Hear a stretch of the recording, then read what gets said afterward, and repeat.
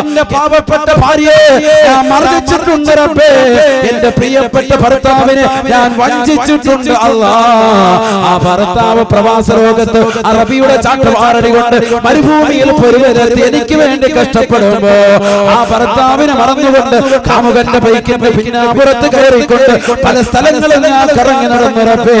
ലുലു മാളില് ഞാൻ എന്റെ രാവുകളെ തനിച്ചാക്കി അല്ലാഹ്. എത്രയെത്ര തിയേറ്ററുകളാണ്, എത്രയെത്ര സിനിമകളാണ്, എത്രയെത്ര മോശപ്പെട്ട ബീച്ച് റോഡുകളാണ് ഞാൻ എന്റെ സമയങ്ങളെ കൊണ്ടുപോയത് റബ്ബേ. എനിക്ക് നീ പുറത്തു തരണേ അല്ലാഹ് എന്ന് ആരൊരുവന് പൊറുക്കലിനെ തേടുന്നു.